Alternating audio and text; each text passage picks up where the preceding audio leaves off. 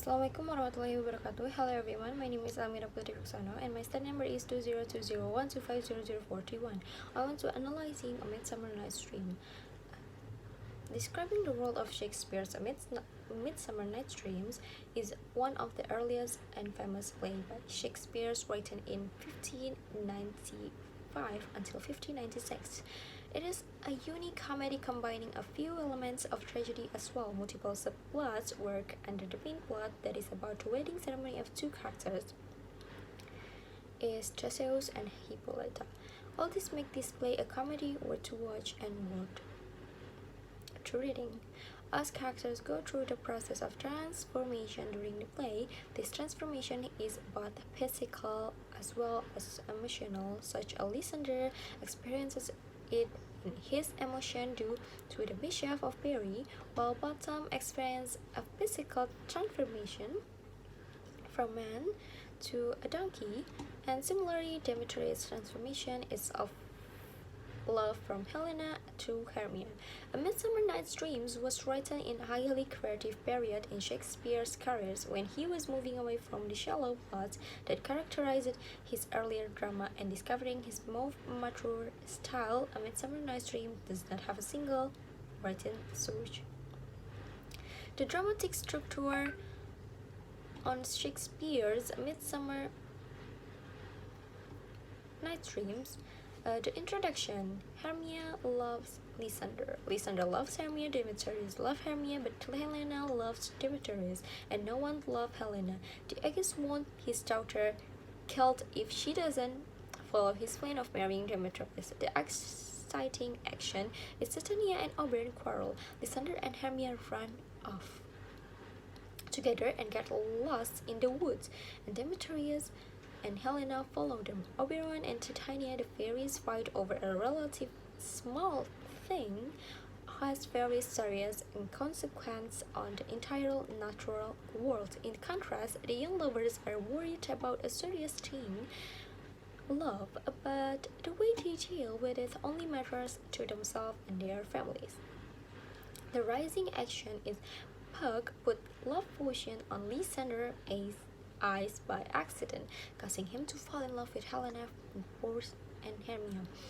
Oberon enchants Demetrius and he too fell in love with Helena. And Puck has turned Bottom's head into that of donkey. Puck's mistaken enchantment of Lysander further complication an already difficult situation. True love has betrayed itself. Lysander loves Hermia, and with the addition of Demetrius' enchantment, false love appears to be true from loving Hermia to loving Helena. In climax, Lysander and Demetrius fight. Hermia and Helena fight. Demetrius and Lysander now fight over Helena, which inspires Hermia to try fight Helena.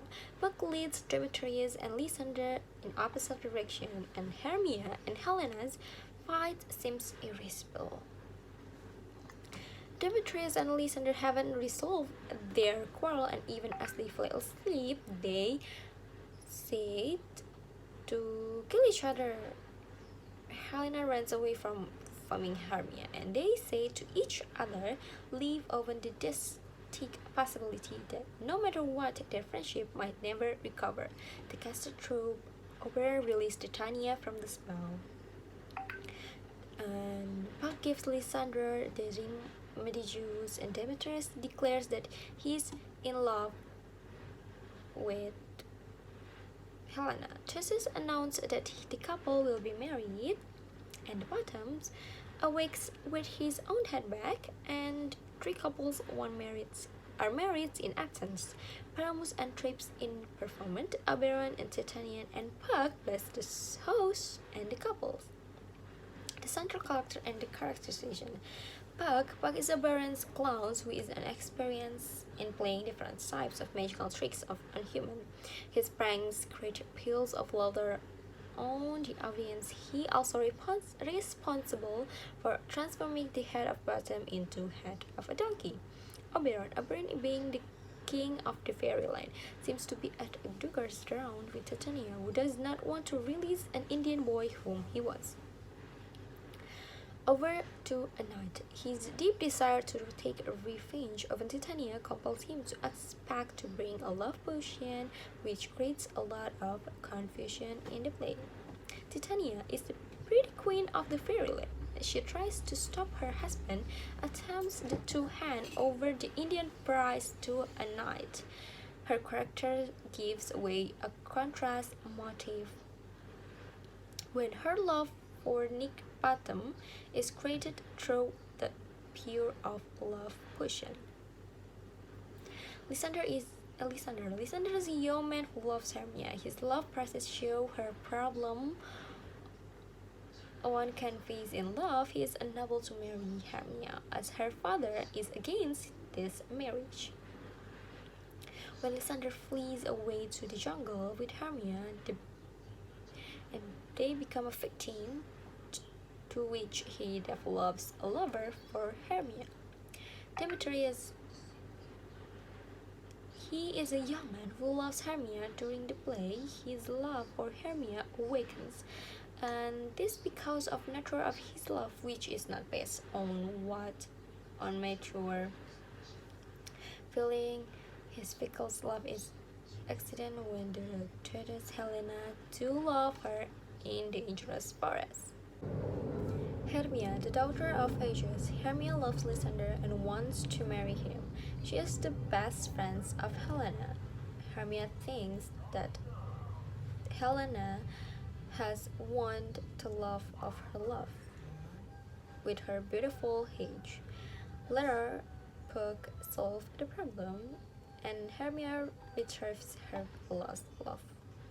Helena, although Helena loves Demetrius, when Demetrius happens to see Hermia, he falls in love with Hermia and leaves. Helena becomes very confused and disturbed when she learns that Hermia is fooling her. She is the one from whom it can be gathered that love is arbitrary and quite unlike men. Women can hardly choose, rather, they have to wait for men to choose them. Theseus. He is the Duke of Athens and engaged to Hippolyta. His characters play a balancing role, which is supposed to put the story incidents on the right track. His appearance is felt and only at the start and the end of the play. Theseus is never in dreamlike situation like the other characters. Hippolyta is the celebrated queen of mysterious Amazons. She is to be married to Theseus. Just like Theseus, she is the symbol of balance and order. Nick Bottom. He is a prominent character who is supposed to act on the accession of Theseus' wedding.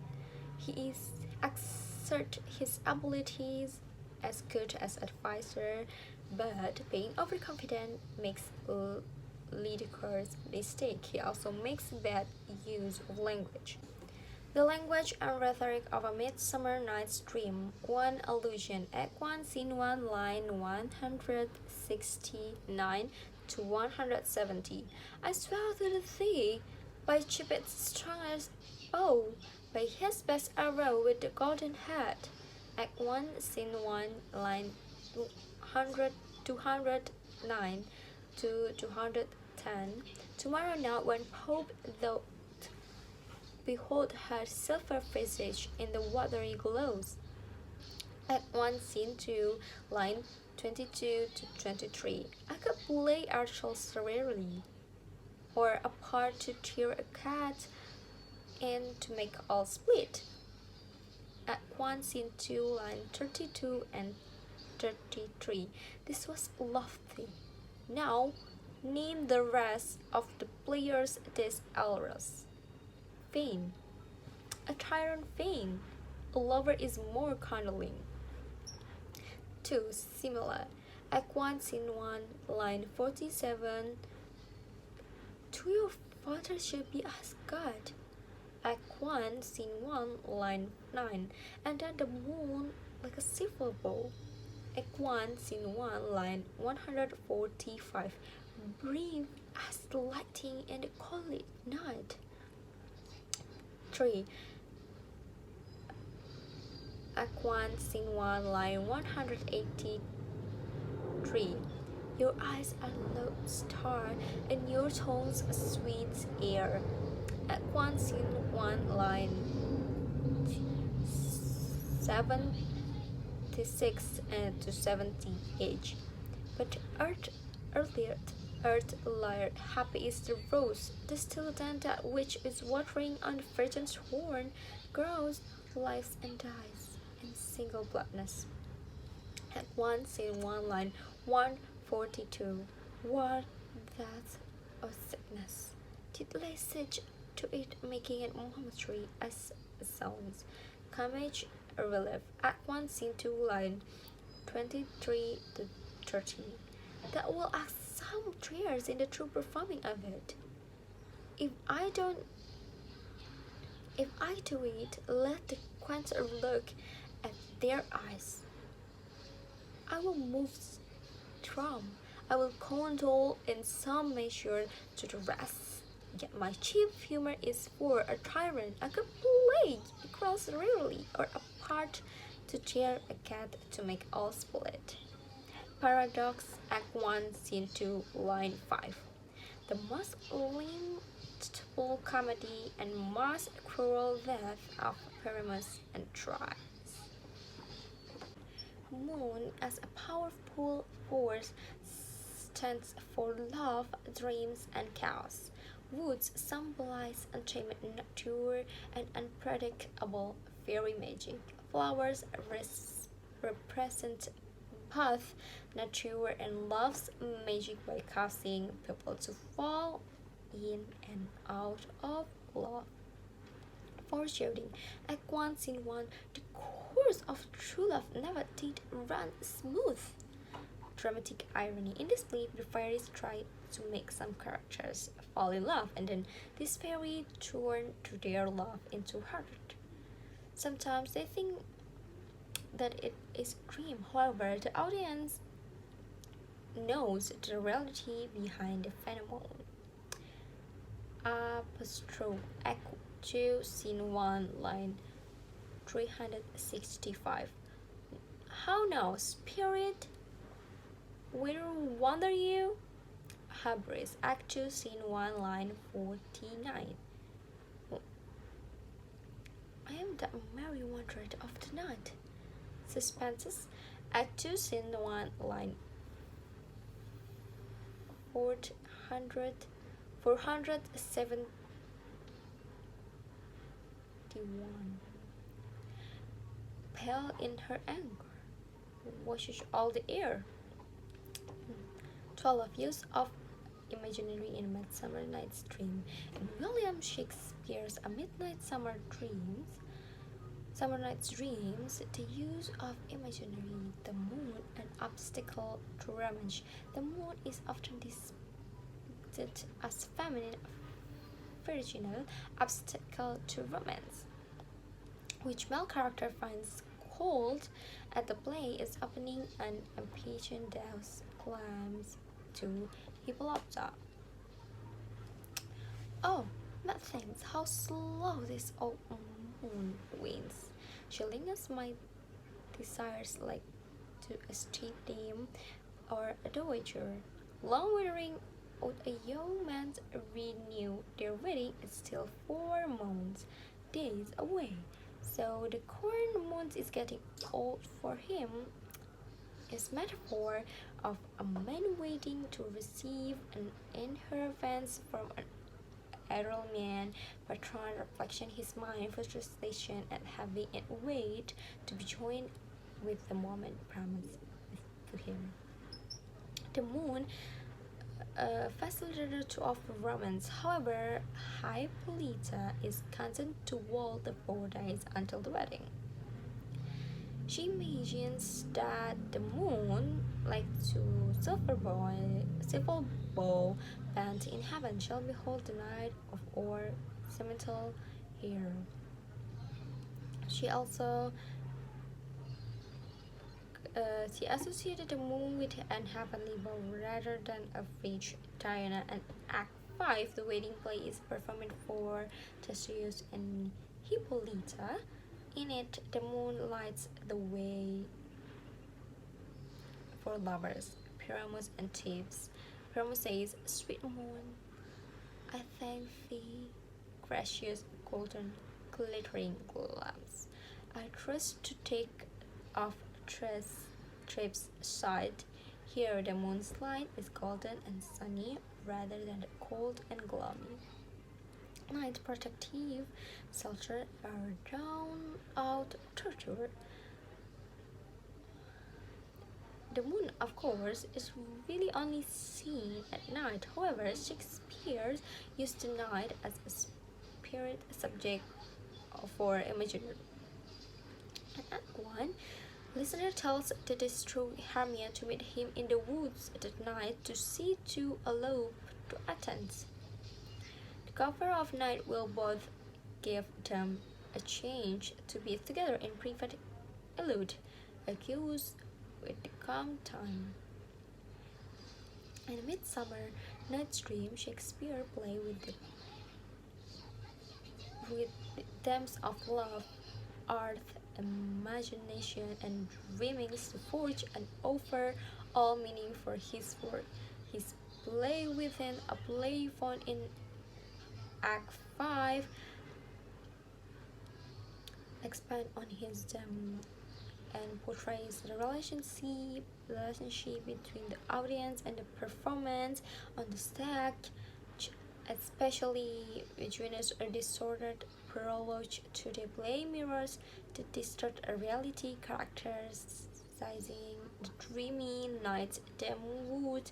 Overall, intrinsic play underscores Shakespeare's large aim of exhibition, their necessary of imagining and dreaming too. The maintenance of loving relationship and to the creation of art.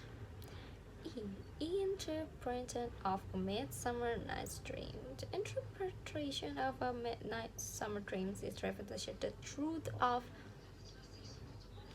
traditional lasting love over the pleasure of illusory love of attraction, but this overlooks the extent which Shakespeare's demand of the theater, love, illusion, and Ripley pointed its fairies that realized that slapstick and chaos for its humor. Shakespeare used the metafictional play within the play to discuss the nature of drama, performance, and the theater itself. Thank you.